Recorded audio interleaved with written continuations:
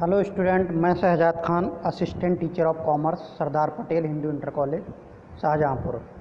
जैसा कि पिछली वीडियो में मैंने 10th क्लास के स्टूडेंट्स को और बाकी भी बैलेंस शीट तो सभी के लिए यूज़ होती है, बैलेंस शीट के बारे में डिटेल से डिस्कशन किया था। आज हम बैलेंस शीट के कुछ प्रैक्टिकल क्वेश्चन सॉल्व करेंगे और जिसमें आपका जो क्वेश्चन दिया हुआ है मैंने वो ये दिया 30 जून 2010 को श्री पवन कुमार को के निम्नांकित शेषों से उसका आर्थिक चिट्ठा तैयार करना, जिसमें आप देखिए कैपिटल दी हुई है यानी कि पूंजी 10,655 रुपये की, कुल देनदार आपको पता है पूंजी जो है वो एसेट लाइबिलिटी साइड में लिखी जाती है और इसके अलावा आपके जो देनदार हैं वो एसेट्स हुआ करते हैं, क्योंकि देनदारों से आपको पैसा लेना है और जब हमें किसी से पैसा लेना होता है तो वो हमारे एसेट्स होते हैं। पूंजी हमारी इंटरनल दायित्व है यानी कि मालिक का पैसा व्यापार को देना है, इसलिए ये दायित्व है।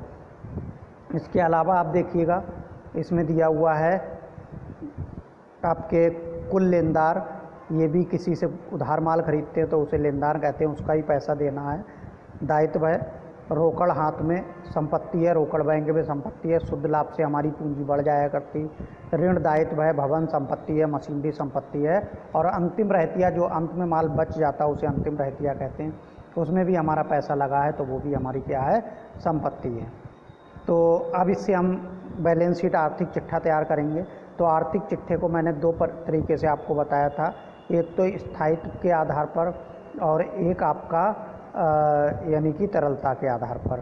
तो पहले हम इसे तरलता के आधार पर ही मैंने बताया था, जितने भी आपके सोल प्रोप्राइटर यानी कि एकांकी व्यापार है या आपकी कोई साझेदारी फर्म है उसे वो आपकी तरलता के आधार पर बना। तरलता का मतलब होता है ऐसी संपत्ति रोकड़ या जो जल्दी रोकड़ में कन्वर्ट हो जाए, रोकड़ में बदल जाए, ऐसी संपत्तियों को पहले लिखते हैं और ऐसी संपत्तियों को जो लॉन्ग पीरियड तक हम अपने पास रखेंगे यानी कि दोबारा बेचने के लिए नहीं खरीदी हैं उनको हम बाद में लिखेंगे। ऐसे ही दायित्वों में जिन दायित्वों का पहले भुगतान करना उसे पहले लिखेंगे और जिनका बाद में भुगतान करना होता या लंबे समय के लिए लिए उसे बाद में लिखेंगे। तो आपने ऊपर देखा था, ऊपर हम देखते चलेंगे कुछ। देखिए तो कोशिश करिएगा आप सिक्वेंस में एक एक चीज़ देखते आया करें और उसी को सबसे पहले पूंजी और देनदार दिए हुए हैं। तो पूंजी आपको पता है और इसमें आपने देखा एक लेनदार, एक ऋण और दायित्व है। तो ऋण और लेनदार के लिए आप 2 लाइन या 3 लाइन ज़्यादा से ज़्यादा छोड़ दीजिएगा और उसके बाद जो है आप पूंजी लिख दीजिएगा। तो देखिए मैंने यहाँ पर पूंजी को पहले लिखूँगा लेकिन नीचे 2 लाइन छोड़ के 2 या 3 लाइन छोड़ दूँगा, अंदाज में छोड़ दीजिए, 2-4 लाइन 1-2 ज़्यादा छूट जाए उससे फ़र्क नहीं पड़ता। तो पूंजी मैंने 10,655 रुपये लिख दी।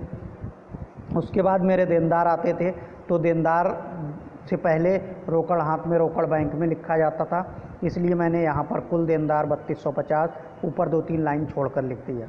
इसके बाद देखिए देनदार के बाद जो आता है कुल लेनदार, तो लेनदार दायित्व पक्ष में लिखे जाते हैं। तो यहाँ पर देखिए लेनदार मैंने 2100 रुपये सबसे ऊपर लिख दिया, ये 2100 रुपये के थे। इसके बाद देखिएगा यहाँ पर ये 2100 रुपये दिए हुए हैं। इसके बाद रोकड़ हाथ में, रोकड़ बैंक में, संपत्ति में लिखते हैं। तो संपत्ति में देखिए रोकड़ हाथ में, रोकड़ बैंक में लिख दिया आपने। इसके अलावा आप देख लीजिएगा रोकड़ हाथ में, रोकड़ शुद्ध लाभ से हमारी पूंजी बढ़ जाया करती है तो पूंजी में जोड़ देंगे। तो यहाँ पर देखिए शुद्ध लाभ में, शुद्ध लाभ ये पूंजी 10,665 थी और शुद्ध लाभ जोड़ा हमने 2270। तो शुद्ध लाभ जोड़कर हमारी पूंजी जो हो गई है वो शुद्ध लाभ से हमारी पूंजी बढ़ती है और शुद्ध हानि से हमारी पूंजी कम हो जाती है। 12,925 रुपये हो गए। इसके अलावा देखिए इसके बाद आता है आपका ऋण। तो ऋण हमारा दायित्व होता है, दायित्व पक्ष में लेनदारों के बाद ऋण लिख देंगे 3,050 और इसके बाद आता है आपका भवन और मशीनरी, ये हमारी स्थायी संपत्ति होती है और भवन और मशीनरी को लिख दिया जाएगा। अब यानी कि ये देखिएगा भवन और मशीन आपने लिख दी, ये आया आपका, इधर कर लीजिएगा इसको,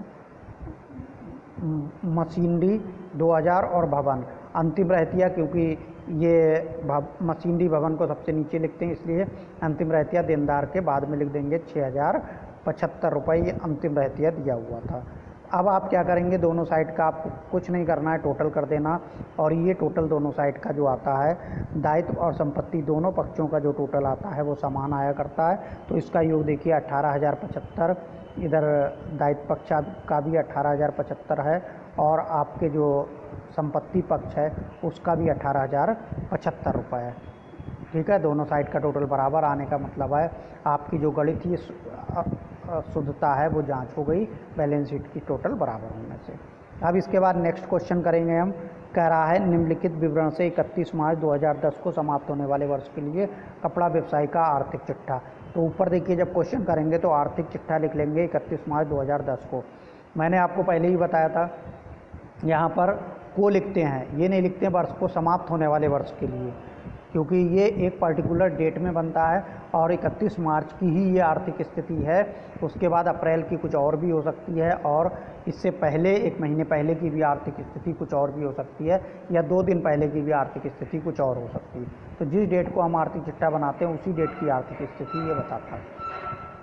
तो इस क्वेश्चन में देखिएगा, सबसे पहले यहाँ पर देखें शुद्ध लाभ दिया हुआ 16,000 रुपये। तो शुद्ध लाभ से हमारी पूंजी बढ़ती है और पूंजी दी हुई है 60,000।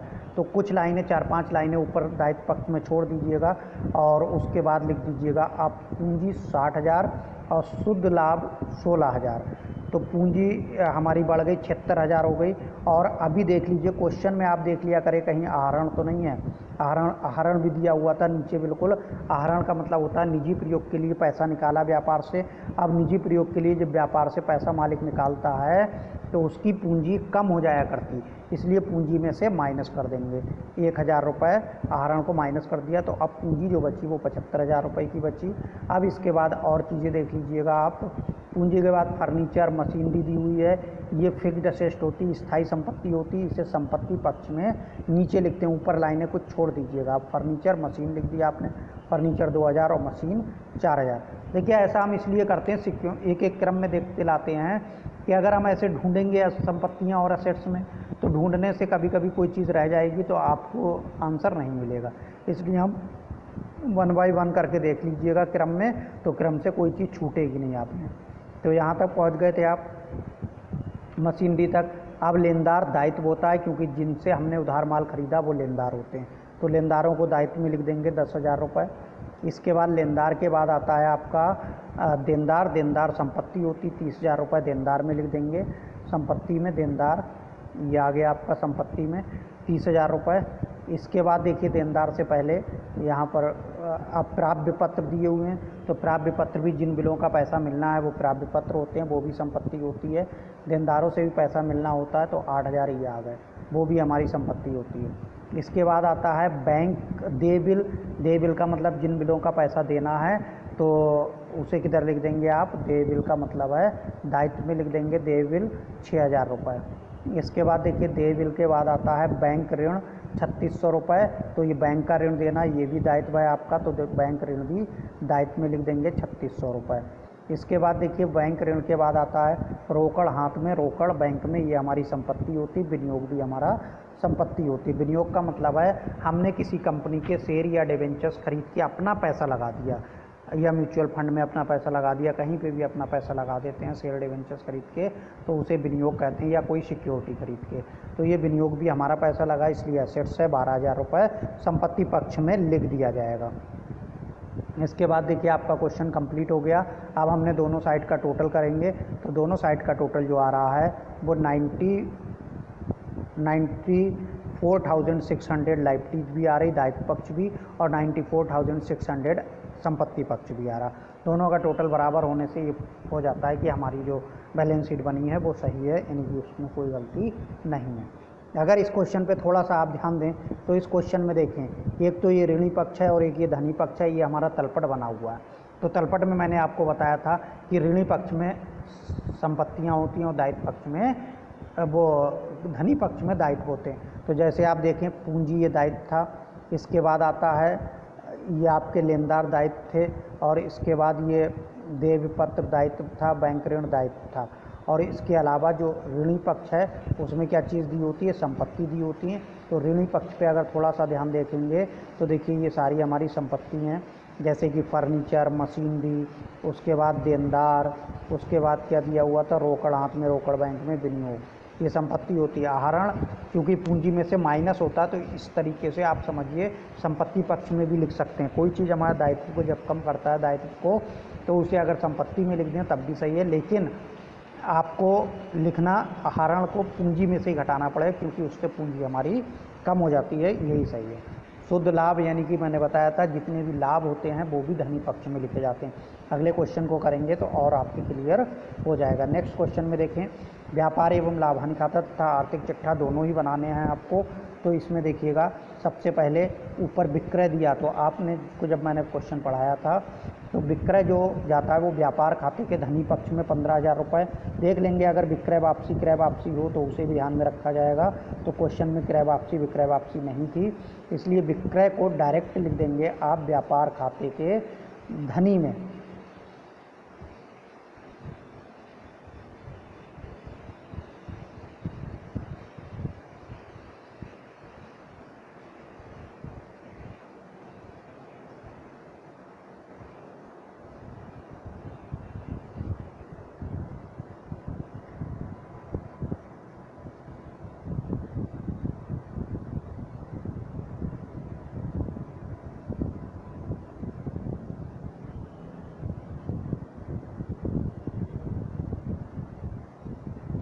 चलिए स्टूडेंट, ये दो क्वेश्चन की आज हम प्रैक्टिस करेंगे क्योंकि ये नीचे जो क्वेश्चन दिया हुआ है ये कोई दूसरा क्वेश्चन बाय मिस्टेक मुझसे ये फ़ोटो खींच गया था, इसलिए इसे छोड़ दीजिएगा। आप पहले दो क्वेश्चन की प्रैक्टिस कर लीजिएगा, फिर मैं नेक्स्ट वीडियो में आपको व्यापार, लाभ हानि खाता और आर्थिक चिट्ठे तीनों क्वेश्चंस की तीनों एक साथ में बनाने की प्रैक्टिस कराऊंगा। Thank you.